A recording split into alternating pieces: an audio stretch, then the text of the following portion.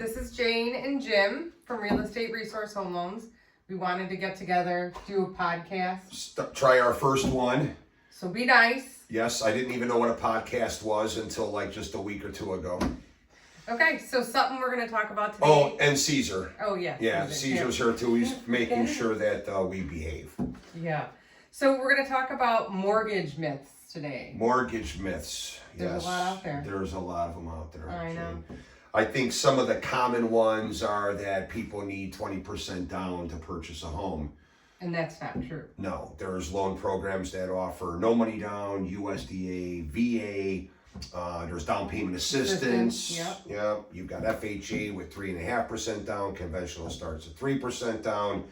But I do believe that maybe they're getting information from bad sources, maybe from their grandparents, right? Or their mom and dads who may have purchased homes many years ago where they did need 20% down. So I'd say that's a big myth. And 20% down, just when you put that down, you just avoid PMI. That's correct. Which is private mortgage insurance, so it adds to your payment, but... And it's quite affordable these days. Yes. I remember mortgage insurance was very expensive 20 years ago. Mortgage insurance is very, very, very inexpensive right now. And it's tiered, right? So if you're at 3% down, it's one amount. If you're at 5% down, it's higher. Correct. Quick little story. I remember when somebody had 10% down and they were instructed to save up their additional 10% before they purchased a home. And I, of course, pitched mortgage insurance and they didn't like that idea.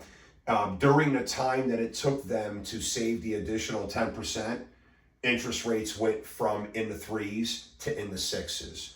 Yeah. Their mortgage insurance was like 0.24.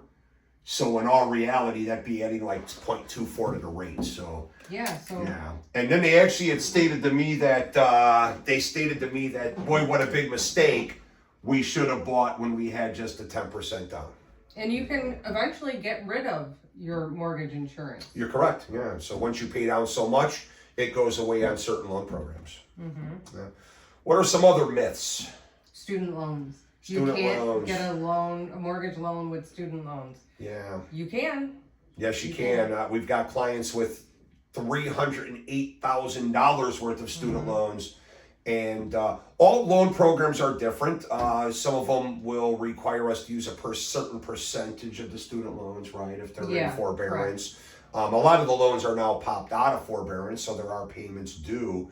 But, I mean, I've had people get income-based repayments for $30, $40 a month when there's literally hundreds of thousands of dollars worth of student loans, and we can actually use that payment amount. Correct. Yeah. So if you have so student loans, another big myth. I have to be at my job for 2 years. And that's not true. That's not true. No. We're looking for a 2-year work history. Right. We're not looking for 2 years at the same employer. Correct. We're not even really looking for 2 years in the same field. No. Yeah, just it's consistency. 2-year, correct. I think the reason that the 2-year thing came up, Jane, is because if you're self-employed, if you're using bonus income, if you're using you have to have commission income, right, they want 2-year averages. They've actually loosened up on that some now, and there's some programs that allow for a 1-year average. However, 2 years, same employer, same field, that doesn't really apply. No. Okay. But if you want to use bonuses or commissions, you have to have been getting them for 2 years in most situations. So for example, if you're a W-2 employee working at, Amazon, and then you want to become self-employed, well, now there's going to be a waiting period, but that's more about the type of income, not necessarily the job. Correct. So, but that's a big myth. I get a lot of people telling me that I wanted to buy a year and a half ago, but I just started this new job 6 months ago, so I can't buy. And I only need 1 month left to complete my 2 years. And I wish I would have been the loan officer that spoke with them 2 years ago. Yeah. Because they could have bought. They could have already been in the house. Yeah. Another thing is if I was denied once, I can't apply for another loan. Yeah, it's not even recorded anywhere. So, FHA used to. Right. So years ago, if an underwriter denied an FHA loan, they had the ability to go into the FHA connection and actually list the reason for the denial.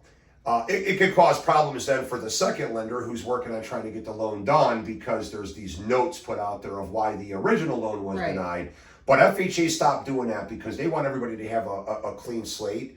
And maybe the lender wasn't good, right? So maybe it wasn't them, maybe it's the lender, overlays, things like that. The only thing that shows up is on the credit report, the lenders that have told your credit. That's it. You just have to explain that. So it's very simple. Correct. See, Caesar, are we boring you, buddy? It's fine. Okay. So what other mortgage myths? Oh boy, I have to have perfect credit. Yeah. I have to have perfect credit to buy a house. We are closing conventional loans with credit scores lower than what we used to need for FHA. And Caesar is out of here. He didn't want to be with us. As soon as we started talking about bad credit, he left. Caesar left because his credit really isn't that good. No. Kobe's has better credit. Kobe does have better credit. Yeah. So yeah, I mean, what else? I'm trying to think of more mortgage myths for everybody. Getting pre-qualified or pre-approved. Yeah, or here's a good one. How about every time my credit's pulled, my score is going to go down? Yeah. Again, not true. You could have your credit pulled by multiple lenders over a course of a period of time, and it doesn't have any effect on their credit scores at all. No. Credit Karma is going to say it's going down every single time that you have your credit pulled, but yet I can look at the credit report and read off the exact same scores that 3 other banks just pulled, and it'll be the same exact scores. And something to note too about Credit Karma, if you're using your credit card to monitor your credit score, it is not the same as when we pull it. It's a consumer model. Yes, so it's very different. Yeah, there is no good consumer model. I hate to say it. You can go straight to Experian, TransUnion, Equifax. It's still a consumer model. So to give it an example, had somebody that had like 3 late car payments within the last 5 months, and Credit Karma said they were at a 680. Yes. I pulled credit and we were like at a 530.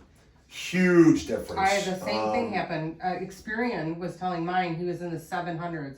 We pulled credit, he was 650. Correct. Yeah. So those are wrong. They're good for maybe content. Like I didn't buy a Maserati. How come there's a Maserati on my credit report, right? Yeah. If scores are going up, if you had to remove yourself off an authorized user card, things like that. But and then also on top of that, bad scores. I don't have any credit, so I can't get a loan. That's not true either. We've got no score programs that we can put a lot of people into. So Another big mortgage myth is I'm self-employed, so I write everything off on my taxes. Yeah, there you go, Jane. And that's good. That we're getting self-employed people done all the time. Yeah, guys, there's so many programs that have come back. I mean, there's bank statement programs. I mean, no ratios. I mean, this is getting scary, Jane. Profit and loss. Profit and loss statements, 1099 programs where we're actually looking at the 1099 and not the net income or net loss, just going off to 1099. And the rates on them are actually very fair considering they can't verify anything. Yeah, so that's you're a good riskier. one. You're riskier.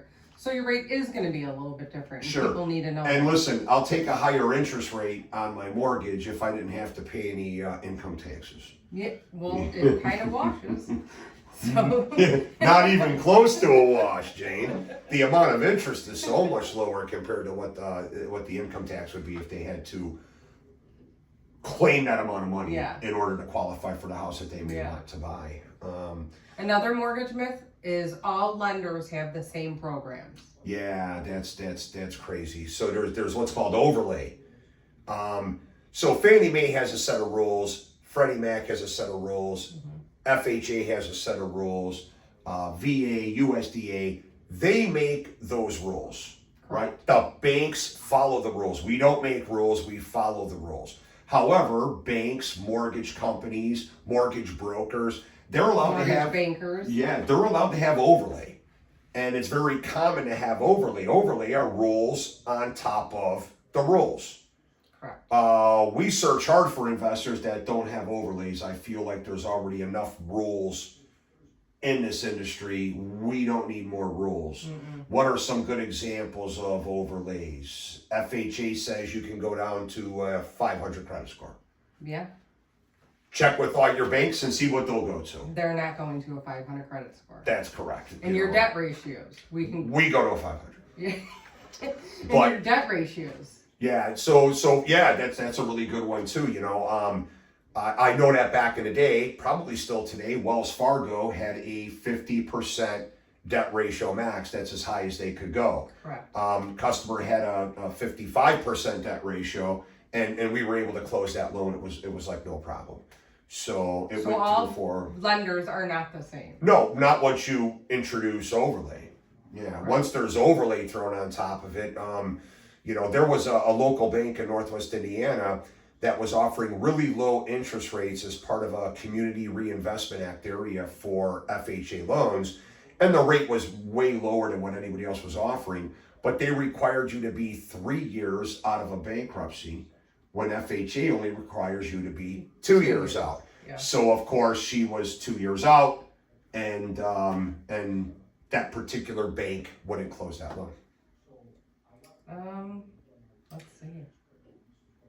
That's kind Yeah, I think that's a pretty good list. Yeah, that's pretty good. Yeah, pretty good list, guys. So, Jade and I plan to do these podcasts all the time. This is our first round at it, so trying to kind of wing it. Jade had a couple notes, but we're really not even. Because I like to stay on track. Jim likes to go off track. That is true. Our next podcast, I don't know what we're gonna do. Hey, maybe some suggestions. Yeah, you guys can let us Yeah, know. if you guys have suggestions for podcasts, that would be awesome. Or if there's any realtors who'd like to come on with us, we won't make it very difficult. No, Fun. We want this awesome. to be fun, just for people to get a better understanding of how the mortgage industry works, how people can buy a home. It's the American dream. That's what we want to give people. And I think we'll have some special guests from time to time. Yeah. Not just Caesar. We'll have Kobe in her next time. Kobe does have better credit. Yeah. And he's a first-time home buyer, I believe, too. Yeah. So. So, well, thank you guys. Yeah, thanks for watching, guys, And and if you hope you enjoy. Have any questions too? Feel free to reach out to Jim or I. Thank you. Thank you.